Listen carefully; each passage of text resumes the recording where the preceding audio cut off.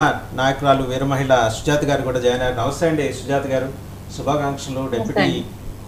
Deputy chief minister and home minister అంటే ఆ హోదాలో హోంమంత్రిగా బాధ్యతలు స్వీకరించబోతున్నారు. ఆయన మీకు గుర్తుండే ఉంటుంది, ఫేజ్ 1, ఫేజ్ 2, ఫేజ్ 3, ఫేజ్ 4 ఈ 4 వారాహి యాత్రలు వైజాగ్లో మొదలెట్టినప్పుడు చాలా వెరీ సెలెక్టివ్గా వెళ్ళారు. ఆయన సబ్జెక్టులు తీసుకోవటం కానీ, అడ్రస్ చేయటం కానీ, పవన్ కళ్యాణ్ గారు ఒక్కొక్క అంశం సున్నితమైన అంశం చాలా హోంవర్క్ చేసింది పార్టీ చేసింది. అంటే ఇన్ఫ్యాక్ట్ ఆయన డైరెక్షన్లో మీ టీమ్స్ కూడా బాగా పనిచేసినాయి.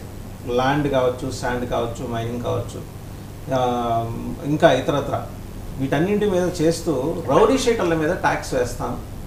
ఆ ట్యాక్స్ చాలు మన సౌకర్యాలు మనం సమకూర్చుకోవడానికి, మన అమరావతి మనం కట్టుకోవడానికి, మన పోలవరం మనం కట్టుకోవటానికి నిజంగా ఆ ట్యాక్స్ వసూలు చేస్తే ₹1,00,000 కోట్ల వస్తుంది. ఎవరిని దేవించక్కర్లా.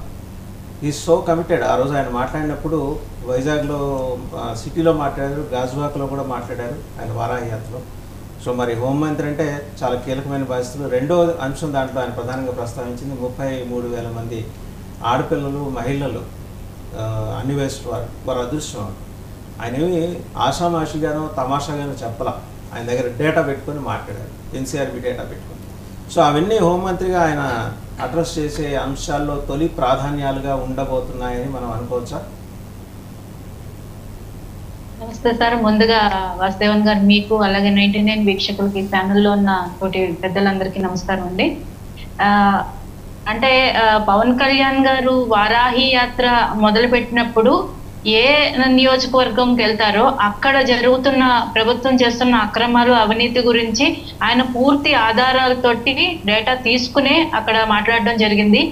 అలాగే వైసీపీ ప్రభుత్వంలో మనం చూసాము, ల్యాండ్ కానీ, శాండ్ కానీ, అలాగే గ్రావెల్ కానీ, అలాగే భూగర్భ ఖనిజాలు కానీ, అంటే ప్రకృతి సంపదనంతా దోచేశారు. అలాగే ప్రజలు భూములు, ఆస్తులు కూడా వీళ్ళు కొలగొట్టడం జరిగింది. పెద్ద ఎత్తున ప్రభుత్వ ఆస్తులు తాకట్టు పెట్టడం, అలాగే ఇప్పుడు చూసాము మన భూములు కబ్జా చేయడం ఏదైతే ఉందో, ఈవెన్ ఎలక్షన్స్ అయిన తర్వాత రిజల్ట్స్ వచ్చే లోపల కూడా చాలా దగ్గర భూములు కబ్జా చేశారని చెప్పి రిజిస్ట్రేషన్లు చేసుకోవడం, కొన్ని భూముల్ని వాళ్ళు ఏమంటారు దస్తావేజులు రాయించుకుని పెట్టుకోవడం, డాక్యుమెంట్స్ రెడీ చేసి పెట్టుకోవడం కూడా చూసాం. ఈవెన్ సిఎస్ గారి మీద కూడా ఎన్నో కంప్లైంట్లు వచ్చినాయి. అంటే సిఎస్ గారు అంటే ఆయన అధికారంలో ఉన్నంత మాత్రాన ఆయన వెనక అండ ఎవరు లేకుండా ఆయన అయితే చేయరని మేము బలంగా నమ్ముతున్నామండి.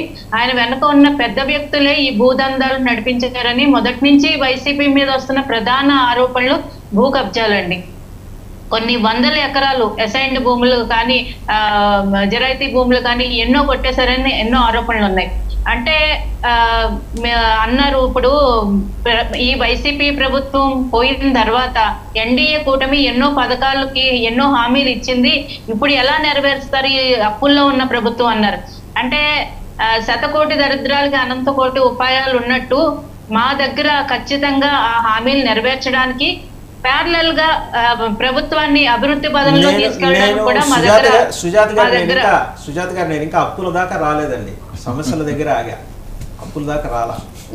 అలాగే మీ సంక్షేమ పథకాల దాకా కూడా రాలేదు, సమస్యల దగ్గర ఖచ్చితంగా నడిపించడానికి కూడా మా దగ్గర ఉపాయాలు ఉన్నాయి సార్. ఇంటర్నేషనల్ డెలిగేషన్ పిలిపించుకుంటాము, విదేశీ పెట్టుబడులు తెచ్చుకుంటాము. అలాగే కేంద్ర ప్రభుత్వంతో ఉన్న మంచి ర్యాపో వల్ల కేంద్ర ప్రభుత్వం నుంచి రావాల్సిన నిధులు, మనకి కేటాయించాల్సిన నిధులే కాకుండా కొంచెం మన రాష్ట్ర పరిస్థితిని వారికి వివరించి, మన రాష్ట్రం నుంచి ఎంపీలు ఇచ్చే సపోర్ట్ ని చూపించి వారి దగ్గర నుంచి ఖచ్చితంగా నిధులు తెచ్చుకుని మంచి ప్రణాళికతోటి ముందుకు వెళ్లే ఆలోచనలో ఉన్నాం సార్. అలాగే ఇంతకు ముందు మీరు చెప్పారు, ఏదైతే స్కాములు జరిగినాయో రాష్ట్రంలో, అంటే పేదలకు ఇళ్ల నిర్మాణంలోనే 35,000 కోట్ల రూపాయల స్కామ్ జరిగిందని ఆధారాలతో సహా మా పిఎస్సి చైర్మన్ నదళ్ల మనోహర్ గారు బయటపెట్టడం జరిగింది. అలాగే లిక్కర్ కుంభకోణంలో అసలు ప్రభుత్వానికి ఆదాయం రాకుండా ప్రభుత్వ ఆదాయాన్ని గండి కొట్టి, ఏదైతే దేశం మొత్తం డిజిటల్ పేమెంట్లు జరుగుతుంటే వైసీపీ ప్రభుత్వంలో మాత్రం క్యాష్ పేమెంట్లు మాత్రమే తీసుకుని ప్రభుత్వానికి రావాల్సిన ఆదాయాన్ని అంతా పక్కదారి మళ్లించేశారు. ఇటువంటి ఆదాయాలన్నీ గవర్నమెంట్ కి కనుక, ప్రభుత్వం ఖజానాకి చేరితే కనుక ఖచ్చితంగా అభివృద్ధి యాజ్ వెల్ యాజ్ సంక్షేమం రెండు కూడా చేయగలవనే నమ్మకం మాకు ఉంది. రికవరీ రౌడీ షీటర్ల దగ్గర నుంచి ట్యాక్స్ అంటే రికవరీ. ఆయన మాట్లాడింది చాలా పర్పస్ఫుల్గా, మీనింగ్ఫుల్గా ఉంది. ఏంటి ఎక్కడెక్కడైతే ఎంతెంత దోపిడీకి గురైందో అది మొత్తం మళ్ళీ వడ్డీతో సహా వెనక్కి కట్టిద్దాం. అదే కనుక జరిగితే మనం we need not bank upon the government of India for Polavaram or Amaravati. అంటే అది ఉదాహరణ చెప్పారు ఆయన. ఆ స్థాయిలో మనం మళ్ళీ రౌడీ షీటల నుంచి, రౌడీ షీటలు అంటే చిన్న స్థాయి అనే కాదండి, పెద్ద పెద్ద కబ్జాదారులు వందల వేల ఎకరాల కబ్జా. మీకు విశాఖపట్నం మొదలెడితే శ్రీకాకుళం వరకు జరిగిన కబ్జాలు మామూలుగా లేవు. మీకు మినిమం 50, 100, మినిమం 50తో మొదలెడితే పైన 500 ఎకరాల పైన ఏదైనా అడగోలు కన్స్ట్రక్షన్స్, వీటన్నిటి మీద ట్యాక్స్ వేసి వసూలు చేయడానికి చట్టం తీసుకురావాలి. ఎట్లా పడితే అట్లా వసూలు చేయలేం కాబట్టి ఆ చట్టం తీసుకురావాలనే డిమాండ్ బహుశా మీ అసెంబ్లీ సమావేశాలు 17వ తేదీ నుంచి మొదలు కాబోతున్నాయి. నాకు తెలిసి మీ నాయకులు హోంమంత్రి హోదాలో అదేమన్నా ప్రస్తావన చేసే అవకాశం ఉన్నట్టు సమాచారం. ఎందుకంటే జనం ఇప్పుడు కాన్సన్ట్రేషన్ అంతా ఏంటంటే రాష్ట్రం నుంచి రౌడీజాన్ని ఎరాడికేట్ చేయాలి. మనకి ఇదివరకు ఎన్నికల ముందర రౌడీ షీటల్ని నగర బహిష్కరణ చేసేవాడు. రాష్ట్ర బహిష్కరణ చేసే దిశగా వాళ్ళని ప్రిపేర్ చేయటం సైకలాజికల్గా, అంటే వాళ్ళంతా వాళ్ళు వెళ్ళిపోయే పరిస్థితి కల్పిస్తే కనుక రాష్ట్రం సుభిక్షంగా ఉంటుంది. అది పవన్ కళ్యాణ్ గారి ఆలోచన. రెండోది, నేను ఇందాక చాలా కీలకమైన పాయింట్ అడిగాను ఏంటంటే 33,000 మంది అదృశ్యానికి సంబంధించి అది అలా వదిలేయాల్సిన అంశం కాదండి. ఆయన ప్రస్తావన చేశారు, అధికారంలోకి వస్తే దాన్ని టేకప్ చేస్తాం. ఎందుకంటే మీ ప్రభుత్వం మీద ఒత్తిళ్ళు వస్తాయి, రకరకాల కార్నర్స్ నుంచి వస్తాయి, ఎక్కడి నుంచి వస్తాయి కూడా చెప్పలేము. అన్ఎక్స్పెక్టెడ్ కార్నర్స్ నుంచి కూడా ఒత్తిళ్ళు వస్తాయి. ఆ విషయంలో వెనక్కి తగ్గకుండా ఉండాలి అనేది పవన్ కళ్యాణ్ గారి సంకల్పం. దాని మీద మీరేమంటారు?